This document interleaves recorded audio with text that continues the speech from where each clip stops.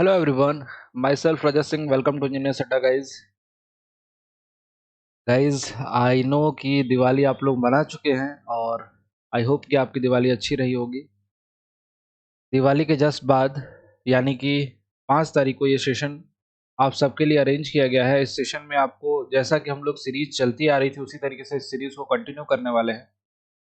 Soil mechanics के questions आज से स्टार्ट करेंगे। आरसीसी के क्वेश्चंस हमने पहले देख रखे हैं, आज से सॉइल के क्वेश्चन से स्टार्ट करेंगे और आशा करता हूँ कि सभी लोग कमेंट सेक्शन में अपने रिप्लाई करोगे, आप लोग आंसर करोगे। जितने भी बच्चे यहाँ पे जुड़े हुए हैं सबसे रिक्वेस्ट है कि सभी लोग यहाँ पे कमेंट सेक्शन में पार्टिसिपेट करें। 1 बाय 1 करके क्वेश्चंस आपके सामने आएंगे और उसी तरीके से आपको जैसा रेगुलर सेशन में आप लोग करते हैं उसी तरीके से आप लोगों को कमेंट में पार्टिसिपेट करना है, आंसर देना है और फाइनली आपको ये देखना है कि आपने कितने क्वेश्चंस करें। तो स्टार्ट करते हैं गाइज सेशन को। स्टार्ट करने से पहले ये जितने भी बच्चे इस सेशन को देख रहे हैं जो पेड बैचेस में पढ़ना चाहते हैं उनके लिए यहाँ पे ऑफर भी चल रहे हैं, डबल वैलिडिटी के ऑफर चल रहे हैं महापैक्स पे। किसी को भी महापैक या टेस्ट पैक लेने हैं तो इस समय बेस्ट टाइम है आपको लेने के लिए। बेस्ट टाइम यानी कि आपको उसी पैसे में डबल वैलिडिटी मिल रही है, तो आप जाके चूज कर सकते हो, एप्लीकेशन से परचेज कर सकते हैं। अड्डा 24/7 का एप्लीकेशन डाउनलोड कीजिए। डाउनलोड करने के बाद वहां सर्च करें सिविल इंजीनियरिंग का महापैक और उसमें आप परचेज कीजिए Y293 कूपन कोड लगा के, जिससे आपको maximum discount as well as double validity का फायदा मिलेगा। स्टार्ट करते हैं इस सेशन को फटाफट। सभी लोग आ चुके हैं। यहाँ पे पहला क्वेश्चन आपके सामने है, इसका आंसर कीजिए फटाफट जल्दी से जल्दी। An inorganic clay of high compressibility is represented by the symbol. Inorganic clay लिखा हुआ है और हाई कंप्रेसिबल को H से डिनोट करते हैं और क्ले को हम लोग C से डिनोट करते हैं। इनऑर्गेनिक क्ले को, ऑर्गेनिक क्ले रहता तो ऑर्गेनिक सॉइल रहता तो O से डिनोट करते हैं। यहाँ पे इनऑर्गेनिक लिखा हुआ है, स्पेशली यहाँ पे हम लोग किससे डिनोट करेंगे, C से। और हाई कंप्रेसिबल है यानी कि H, CH is the right symbol. यहाँ पे B option is correct, B option is correct, 100% B option is correct. Next अगला क्वेश्चन, और थोड़ा सा फास्ट करते हैं सेशन को, जल्दी से जल्दी सभी लोग पार्टिसिपेट करो और आंसर दो सभी लोग, ठीक है। इफ वॉइड रेशियो इज 0.67, यदि वॉइड रेशियो 0.67 है, water content is equal to 0.188 and a specific gravity is equal to 2.68, then the degree of saturation of the soil is. Degree of saturation of the soil पूछा है, बड़ा simple सा formula लगाना है, S equal to W G, Sehwag वाला formula लगाइए और answer निकाल के बताइए। S E equal to W G. कितना दिया हुआ है बेटा, वॉइड रेशियो दिया हुआ है 0.67, वाटर कंटेंट दिया हुआ है, specific degree of saturation S की वैल्यू पूछ रहा है, ई की वैल्यू 0.67 दे रखा है, water content is given here 0.188 और जी की वैल्यू दे रखा है, स्पेसिफिक ग्रेविटी दे रखा है 2.68। सॉल्व करिए और बताइए एस की वैल्यू कितनी आ रही है। यहाँ से एस की वैल्यू फटाफट बताइए।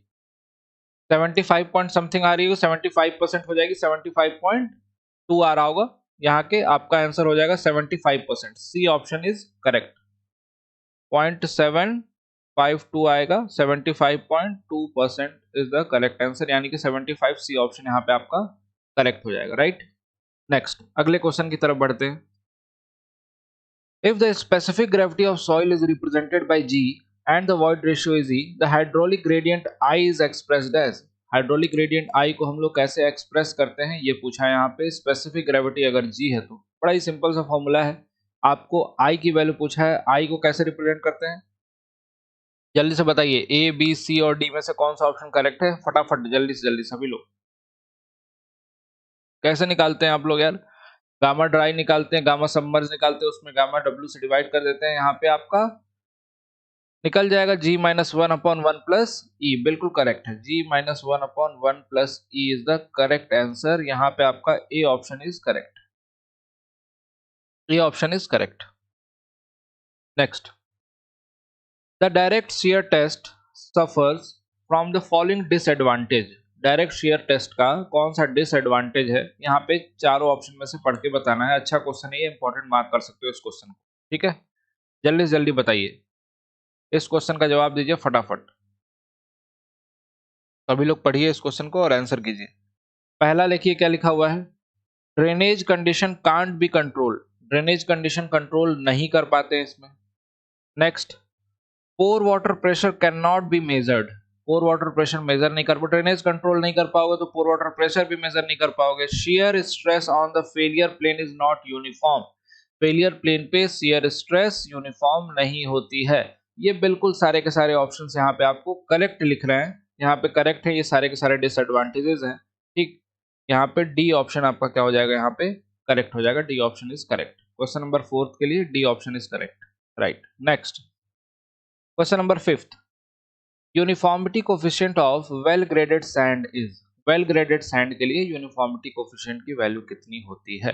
सिंपल सा है, वेल ग्रेडेड सैंड लिख दिया, यानी कि यहाँ पे किसकी वैल्यू पूछ रहा है, Cu की वैल्यू पूछ रहा है। Cu की वैल्यू कितनी होती है वेल ग्रेडेड सैंड के लिए, ग्रेटर देन 6, ठीक, ग्रेटर देन 6। आपको कौन सा ऑप्शन हो जाएगा यहाँ पे, C option is correct. Question number 5 का C option is correct, 100% correct है आपका आंसर, सी ऑप्शन यहाँ पे करेक्ट है guys, right.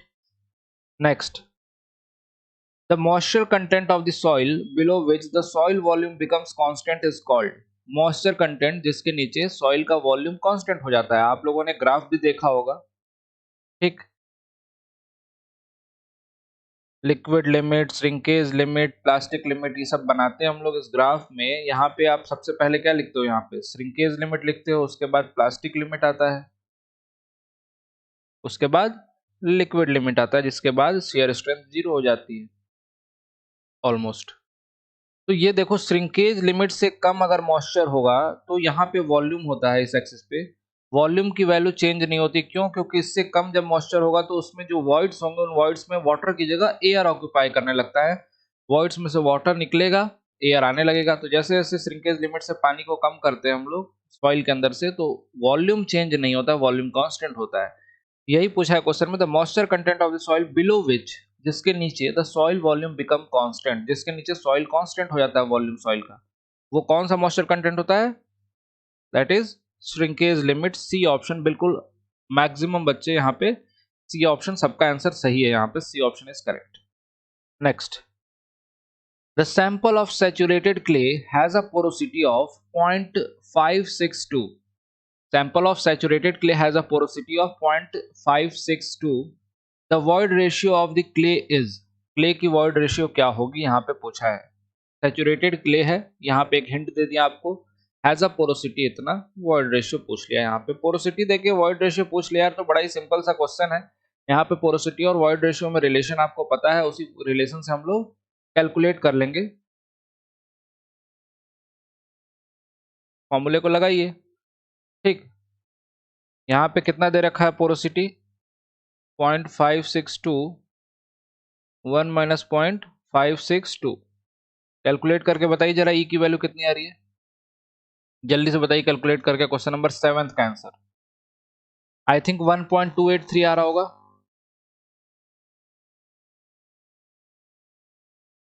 1.283।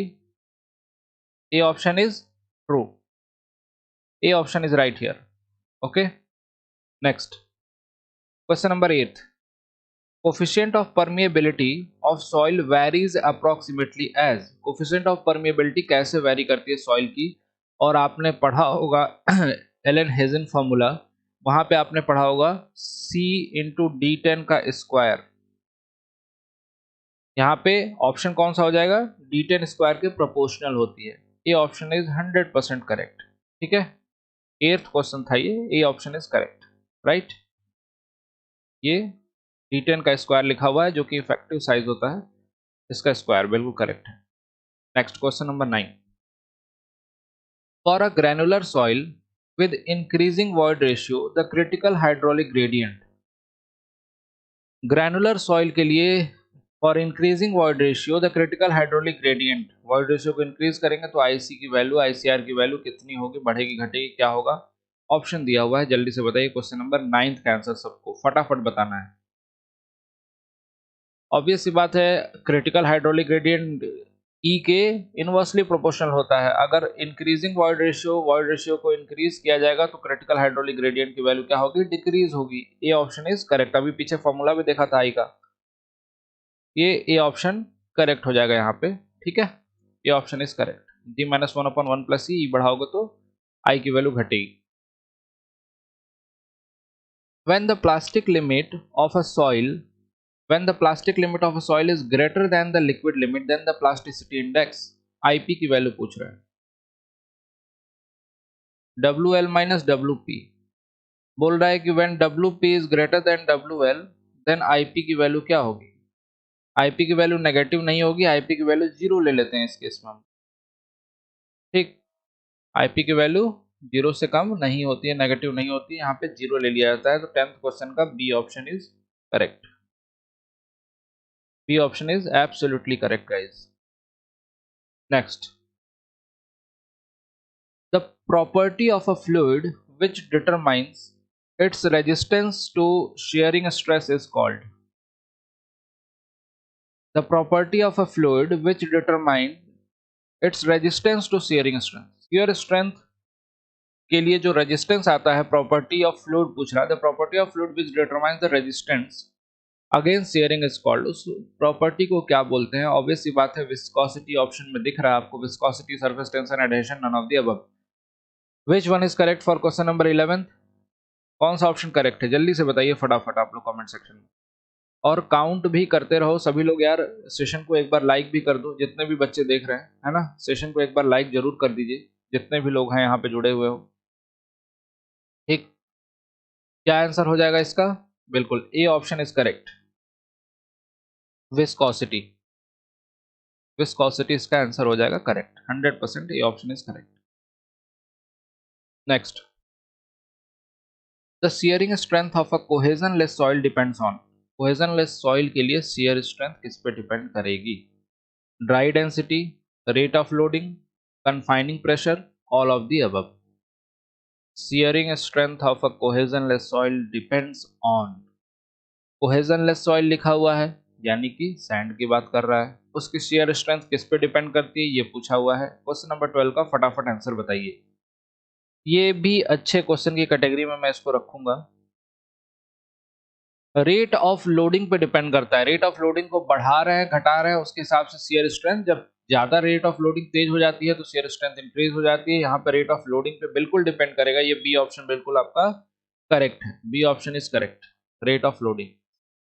Next, if the diameter of the capillary tube is doubled the capillary rise will be, बहुत बार करा चुका हूँ, डायमीटर डबल हो जाए तो आपको पता है ना कैपिलरी राइज डायमीटर के इनवर्सली प्रोपोर्शनल होता है, h is proportional to 1/d। अगर डायमीटर को 2 टाइम्स कर देंगे तो h क्या हो जाएगा? h हो जाएगा हाफ, h हो जाएगा हाफ। डायमीटर को अगर 2 गुना बढ़ा दिया, 2 टाइम्स कर दिया, तो h की वैल्यू हाफ हो जाएगी। यहाँ पे आपका सी ऑप्शन बिल्कुल करेक्ट हो जाएगा। यहाँ पे कैपिलरी राइज पूछा है तो क्वेश्चन नंबर 13 का जो आंसर होगा वो C option is true, right. Clear है सभी को? चलिए next, the coefficient of curvature for a well graded soil must be in the range of. Coefficient of curvature यानी कि किसकी वैल्यू पूछ रहा है? सीसी की वैल्यू पूछ रहा है, जो कि आपको फॉर्मूला भी पता है, d30 का square upon d10 into d60। इसकी वैल्यू किस रेंज में होती है for a soil having well graded soil के लिए? वेल ग्रेडेड सॉइल के लिए कितनी होती है कोफिशिएंट ऑफ कर्वेचर की वैल्यू? अगर आपसे पूछा जाए तो 1 से 3 के बीच में होती है, 1 to 3। यहाँ पे ऑप्शन दिया हुआ है क्या कोई 1 से 3 का? नहीं दिया हुआ है, यानी कि none of the above is the correct, D option is correct. यहाँ पे डी ऑप्शन बिल्कुल absolutely correct. Next, the moisture content of the soil below which the soil volume become constant is called. Moisture content जिसके below volume constant होता है, अभी बता चुका हूं आपको, ये श्रिंकेज लिमिट होता है, दिस इज श्रिंकेज लिमिट, जिसके नीचे वॉल्यूम कांस्टेंट हो जाता है सॉइल का। Next, bulking of sand. Bulking of sand is what?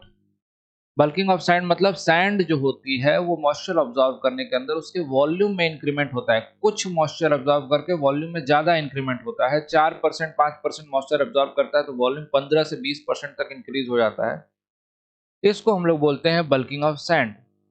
अब ये सैंड की प्रॉपर्टी होती है, अब ये किसमें ज्यादा देखने को मिलती है किसमें कम, ये ऑप्शन दे रखे हैं, less in fine sand, more in core sand, more in medium sand, more in fine sand. Fine sand के अंदर छोटे पार्टिकल होंगे तो उसमें बल्किंग ज्यादा देखने को मिलती है, यहाँ पे more in fine sand. D option is correct, यहाँ पे डी ऑप्शन बिल्कुल करेक्ट है, right, d option is absolutely correct. Relative density of a compacted dense sand is approximately equal to, relative density की बात कर रहा है, कॉम्पैक्टेड डेंस सैंड लिखा हुआ है यहाँ पे, compacted dense sand. Relative density अगर कॉम्पैक्टेड, रिलेटिव डेंसिटी का फॉर्मूला आप लोग जानते हो, ई मैक्स माइनस ई normal upon E max minus ई मिनिमम। अब डेंस सैंड होगा तो डेंस सैंड के लिए वॉइड रेशियो कितने के बराबर होगा, लगभग लगभग ई मिनिमम के बराबर। डेंस सैंड है तो ये ई की वैल्यू ई मिनिमम के बराबर होगी, ये रेशियो लगभग किसके बराबर आएगा, 1 के आसपास में आएगा, है ना। तो यहाँ पे ये 0.95 याद रखना, और dense sand, compacted dense sand के लिए 0.95 हम लोग लगाते हैं, टिक करते हैं। C option is right. Next question, अगला क्वेश्चन देखिए। The plasticity index of a soil mass is 0, the soil is. अगर किसी सॉइल मास के लिए प्लास्टिसिटी इंडेक्स की वैल्यू 0 है तो सॉइल को क्या बोलेंगे, clay, clay silt, clayed silt, sand silt, which one is correct. Plasticity index is 0, IP की वैल्यू 0, यानी कि नॉन प्लास्टिक सॉइल होगा।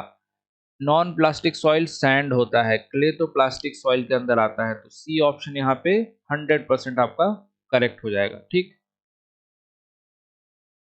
Water content of the soil can, water content soil का हो सकता है, कितना हो सकता है, be less than 0, less than 0 हो सकता है, be greater than 0, greater than 100, 100 से ज्यादा हो सकता है, 0 से कम तो नहीं हो सकता, क्योंकि वाटर कंटेंट का फॉर्मूला आप लोग जानते हो, weight of water upon weight of soil solid, right. Percentage में तो 100 का मल्टीप्लाई कर देते हैं। अब वेट ऑफ वाटर यार नेगेटिव तो होगा नहीं, है ना, 0 होगा, 0 से ज्यादा होगा, 100 से ज्यादा होगा, तो ये तो ऑप्शन गया। Be greater than 100, be greater than 100, 100 से ज्यादा हो सकता है, बिल्कुल हो सकता है। नेवर बी ग्रेटर देन 100 गलत हो गया ये option. Take value only from 0 to 100, 0 से 100 के बीच में भी हो सकता है, लेकिन टेक वैल्यू ओनली ये वर्ड लिख दिया ना, ये वाला वर्ड गलत कर दिया इस सेंटेंस को। ये बता रहा है कि केवल 0 से 100 के बीच में ही होगा, इसके अलावा कुछ नहीं होगा, 100 से ज्यादा भी तो हो सकता है, इसलिए ये भी ऑप्शन गलत है। यहाँ पे बी ऑप्शन जिन लोगों ने बोला है, बी ऑप्शन इज राइट, ठीक। Next, if the volume of void is equal to the volume of soil solid in the soil mass, देखो क्या लिखा हुआ है, volume of void is equal to volume of soil solid in the soil mass, then the value of porosity and void ratio respectively, N और E की value पूछ रहा है। यार ई की वैल्यू क्या होती है, वीवी अपॉन वीएस, ये तो आपका 1 हो जाएगा, और एन की वैल्यू निकालना है तो आप डायरेक्टली निकाल सकते हो, ई अपॉन 1 प्लस ई से भी निकाल सकते हो, और वहां से फॉर्मूले से भी वी अपॉन टोटल वी से भी निकाल सकते हो, उससे भी निकाल सकते हो, यहां से देख लो, यहीं से निकाल देते हैं, 1 अपॉन 1 प्लस 1 यानी कि 0.5। पोरोसिटी पहले लिखा हुआ है, यानी कि पहले 0.5 आएगा, बाद में वॉइड रेशियो, बाद में void ratio. C option is correct, C option is absolutely correct, ठीक है। Next, if fineness modulus of a sand is 2.5, it is as, the fineness modulus of sand is 2.5, it is as, इसको हम क्या बोलेंगे, very fine sand, medium sand और coarse sand, जल्दी से बताइए। फाइनेस मॉडुलस की वैल्यू 2.2 से 2.6 के बीच में होती है, किसके लिए, फाइन सैंड के लिए। अब आपको आंसर तो पता चल गया, 2.6 से 2.9 के बीच में होती है मीडियम सैंड के लिए, और 2.9 से 3.2 के बीच में होती है कोर्स सैंड के लिए। तो यहाँ पे आपको वैल्यूज याद रखनी है, ये पूछा जाता है डायरेक्टली। यहाँ पे आंसर क्या हो जाएगा आपका, B option is correct, fine sand यहाँ पे 100% आपका आंसर करेक्ट है गाइस। क्वेश्चन नंबर 21 का बी ऑप्शन आपका करेक्ट है, right. Next, gravel and sand belongs to the following category of soil. Gravel और सैंड किस कैटेगरी से बिलोंग करते हैं सॉइल के अंदर, एलुवियल है, कोहेसिव है, एक्सपेंसिव है, मरीन है। ऑब्वियस सी बात है, एलुवियल है, नदियों के किनारे, नदियों के बेड पे, रिवर बेड पे पाए जाते हैं, एलुवियल सॉइल के एग्जांपल है यहाँ पे, ए ऑप्शन इज करेक्ट, ठीक है। अगला, clay is an example of, clay किसका एग्जांपल है, एक्विफर, एक्विटार्ड, एक्विफ्यूज, एक्विक्लूड। एक्विफर जो कि पोरस परमिएबल दोनों होते हैं, जिसके अंदर पानी आ भी सकता है, उनसे पानी निकाल भी सकते हैं। एक्वीक्लूड वो होते हैं जिनके अंदर पानी तो रहता है, उनसे पानी खींच नहीं सकते। क्यों? क्योंकि पोर्स उनके आपस में इंटरलिंक्ड नहीं होते हैं। और क्ले इसका एग्जाम्पल होता है। क्ले के अंदर पोर्स तो होता है, लेकिन उन पोर्स से इजीली पानी को निकाला नहीं जा सकता, क्योंकि पोर्स इंटरलिंक नहीं होते हैं। यहाँ पे आपका clay is the example of aquiclude. Aquitard होते हैं जिसमें से हमें फोर्सफुली वाटर को जब एक्सट्रैक्ट करना है तो फोर्स अप्लाई करना पड़ेगा, और बहुत यील्ड उसकी बहुत कम होगी, बहुत कम पानी खींच पाएंगे। एक्वीफ्यूज ना तो उसमें पोरोसिटी होती है, ना ही परमिएबिलिटी होती है, उसके अंदर पानी भी नहीं आएगा, ना ही उसके अंदर से निकाल सकते हैं हम लोग पानी। तो ठीक है, इसका एग्जांपल रॉक हो जाता है एक्वीफ्यूज का। ठीक है, यहाँ पे आपका आंसर कौन सा हो जाएगा? D option is correct. Question number 23 का D option is correct, right. चलिए, बहुत अच्छे। Density index of a natural soil is use to express. Density index क्या रिप्रेजेंट करता है, किस चीज को एक्सप्रेस करता है? परसेंटेज वॉइड को, रिलेटिव कॉम्पैक्शन को, shear strength of the clay को, स्पेसिफिक ग्रेविटी को। Which one is correct? आप जल्दी से पढ़ के बताइए। Percentage void, relative compaction, share strength of clay, specific gravity. यहाँ पे आपको 100% आपको पता चल रहा होगा कि यहाँ पे रिलेटिव कॉम्पैक्शन डेंसिटी इंडेक्स है ये। ठीक है, यहाँ पे क्वेश्चन नंबर 24 था ना, क्वेश्चन नंबर 24 का यहाँ पे बी ऑप्शन जिन लोगों ने बोला है बिल्कुल करेक्ट है बेटा। B option is right, B option is correct, absolutely correct, relative compaction. ठीक है, next. A soil has a liquid limit 60%, plastic limit 35%, shrinkage limit 20%, and it has a natural moisture content of 50%. What is the liquidity index of the soil? Soil के लिए liquidity index कितनी होगी जब ये सारा data दिया है? सबसे पहले तो लिक्विडिटी इंडेक्स IL का फॉर्मूला क्या होता है? W minus WP upon IP, right. W is what? Natural water content, natural moisture content. Given in question 50% minus WP is what? WP plastic limit कितना दिया हुआ है? 35%. IP WL minus WP that is 60 minus 35. यहाँ से calculate किया 15 divided by 25 and 3 by 5.6। B option is correct. यहाँ पे B option आपका क्या हो जाएगा गाइज? करेक्ट हो जाएगा। ठीक है, चलिए next. A soil sample is having void ratio 0.5, its porosity shall be close to। एक सॉइल सैंपल है जिसका void ratio 0.5 है और इसकी पोरोसिटी बतानी है। पोरोसिटी कितनी होगी? It's porosity shall be close to. void ratio is given, porosity पूछ लिया, सिंपल सा रिलेशन वही आप लगाएंगे पोरोसिटी वाला, n equal to E upon 1 plus E, 0.5 upon 1.5, 5/15 लगभग आ जाएगा 33.333, यानी कि 33% is the correct answer. Question number 26, D option is correct, right. The void ratio of a soil sample having porosity 0.32 and a moisture content of 25% will be। यहाँ पे देखो ये confuse करने के लिए दे दिया मॉइस्चर कंटेंट, कोई जरूरत है क्या? पोरोसिटी दे दिया 0.32 और वॉइड रेशियो पूछ लिया, सिंपल सी बात है, उसी फॉर्मूले को लगा दोगे। वॉइड रेशियो पूछा है ना यहाँ पे, void ratio of soil sample having porosity, porosity n दे दिया आपको, वॉइड रेशियो पूछा है, ई की वैल्यू निकाल लो यहाँ से 0.321 माइनस 0.32, कैलकुलेट करके बताइए कितनी आ रही है वैल्यू यहाँ पे क्वेश्चन नंबर 27 के लिए। ये वैल्यू आई थिंक 0.47 आ रही होगी।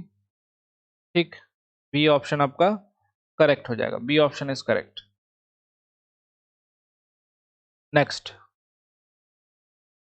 नेक्स्ट देखो। A loose uniform sand with a rounded grain has a effective grain size of 0.05 centimeter. Coefficient of permeability of the sand is। Sand की कोफिशिएंट ऑफ परमिएबिलिटी कितनी होगी? यहाँ पे पूछ लिया आपसे, क्या दे दिया? इफेक्टिव साइज यानी कि D10 की वैल्यू दे दिया 0.05 सेंटीमीटर। ठीक है, 0.05 सेंटीमीटर दे रखा है। अब यहाँ पे कोफिशिएंट ऑफ परमिएबिलिटी कैसे निकालेंगे? एलन हेजन को याद करो, CD10 का स्क्वायर, ए की वैल्यू मिल जाएगी, यहाँ पे सी की वैल्यू हम लोग नहीं दी रहती है तो 100 ले लेते हैं, D10 की वैल्यू दिया हुआ है 0.05 का स्क्वायर, ये कितना हो जाएगा? 0.05 का स्क्वायर 525 इंटू 10⁻⁻⁴ इंटू 100 यानी कि 0.25 सेंटीमीटर पर सेकेंड। ये आपका आंसर हो जाएगा, ए option is correct, right. A option यहाँ पे आपका करेक्ट हो जाएगा कोफिशिएंट ऑफ परमेबिलिटी का, ठीक है। Next, fundamental relationship between the density, dry density, bulk density and water content will be. यहाँ पे इसके बीच में एक रिलेशनशिप पूछा है, fundamental relationship between dry density, bulk density and the water content is, क्या हो जाएगा, गामा डी की वैल्यू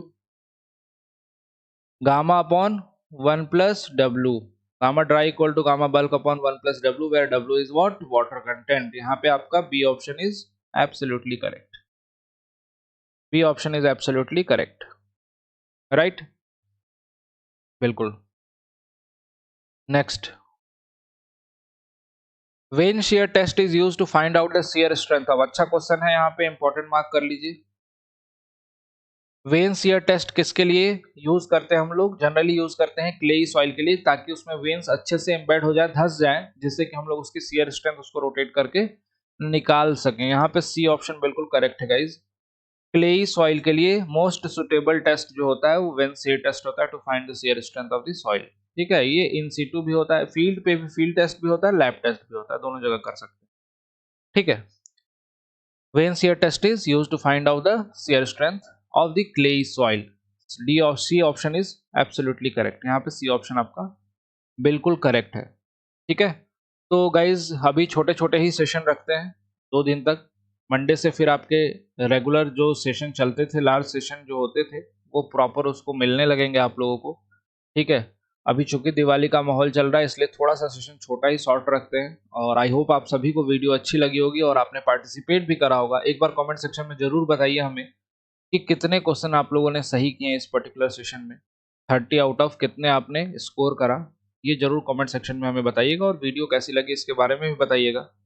क्योंकि ये क्लासेस आप लोग शाम को 6 बजे ले रहे हैं, इसी तरीके से शाम को 6 बजे आपकी जो सेशन चल रहा है NHPC के लिए टारगेटिव 30 दिन का क्रैश कोर्स, जिसमें आपको कोशिश कर रहा हूँ कि क्वेश्चंस कराऊँ ज़्यादा से ज़्यादा, उसी सेशन को 30 दिन तक लगातार कंटिन्यू करेंगे इंजीनियर्स अड्डा पे। चैनल को जरूर एक बार सब्सक्राइब कर लो गाइस, जितने भी बच्चे देख रहे हैं, ताकि आपको नोटिफिकेशन मिल जाया करें क्लासेस की।